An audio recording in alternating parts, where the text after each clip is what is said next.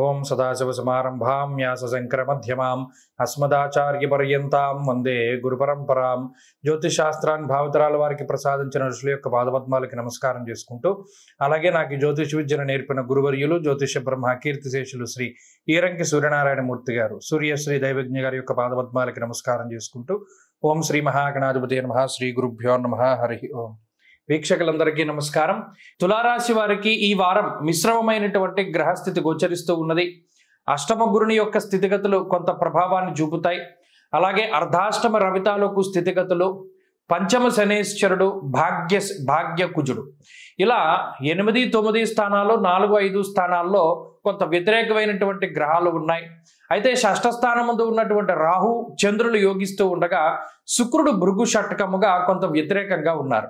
అనగా గత వారంతో పోల్చుకుంటే అనుకూలించేటువంటి గ్రహాల యొక్క సంఖ్య తగ్గింది. ఈ తగ్గడం ద్వారా కేవలం బుధ, రాహు, చంద్రుల తాలూకు స్థితిగతులే కొంత అనుకూలంగా ఉన్నాయి.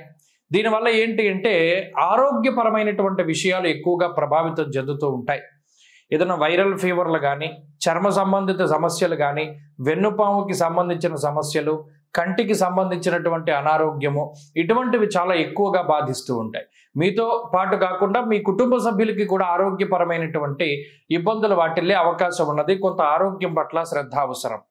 ఇక ఈ అనారోగ్య సమస్యల వల్ల దినచర్యల్లో మార్పులు వస్తాయి. ముఖ్యమైనటువంటి పనులు ఏవైతే మీరు చేద్దాం అనుకున్నారో అవి వాయిదా వేసుకునేటువంటి పరిస్థితులు, లేదా వాటిని ఇంకొకరికి అప్పజెప్పేటువంటి పరిస్థితులు, ఇవన్నీ కూడా ఈ తులారాశి వారిలో ప్రధానంగా కనబడుతూ ఉన్నాయి. అలాగే కొంత ధనం రావలసినటువంటిది ఆగిపోయేటువంటి పరిస్థితులు గోచరిస్తూ ఉన్నాయి. అయితే ఇవన్నీ గడిచేటువంటి కాలంతో పాటు సద్దుమణిగేటువంటి పరిస్థితులే. వీటికి ఏమి ఇబ్బంది పడవలసిన పరిస్థితి లేదు. కానీ ఈ వారంలో ప్రధానంగా ఈ ఫలితాలు కొంత ఎక్కువగా కనబడతాయి. శత్రువులపై విజయాన్ని సాధించగలుగుతారు. ఎన్ని రకాల అనారోగ్య సమస్యలు వచ్చినా వాటిని అధిగమించగలుగుతారు. అలాగే ప్రత్యేకించి కొన్ని క్రియాశీలకమైనటువంటి పనులు చేపడతారు. ప్రత్యేకించి మీ యొక్క విలువైన వస్తువులు కాపాడుకోవాలి.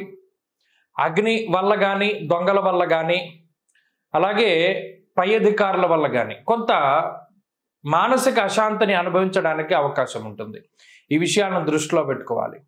అలాగే ప్రత్యేకించి జీవిత భాగస్వామి తాలూకు ఆరోగ్య పరిస్థితి కూడా ప్రభావితం చెందుతూ ఉంటుంది. దాని ద్వారా కూడా కొంత మానసిక అశాంతి ఈ రాశి వారులలో ఉంటుంది.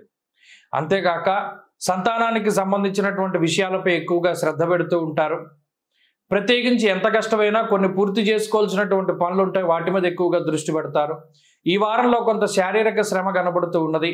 ఆర్థిక పరిస్థితులు సాధారణంగా గోచరిస్తూ ఉన్నాయి. విద్యార్థులకి ఈ గ్రహస్థితి కొంత ఇబ్బందికరంగా ఉన్నప్పటికీ ముందుకు సాగుతుంది. తులారాశి వారి ఈ వారం మరింత అనుకూలమైనటువంటి ఫలితాలను సాధించడానికై సూర్యారాధన చేస్తూ ఉండడం చెప్పదగినటువంటి సూచన. ఈ వారంలో కలిసి వచ్చేటువంటి రోజు బుధవారంగా చెప్పవచ్చును. అదృష్ట సంఖ్య 9, అదృష్ట వర్ణము లేత ఆకుపచ్చ రంగు. తదుపరి వృశ్చిక రాశి.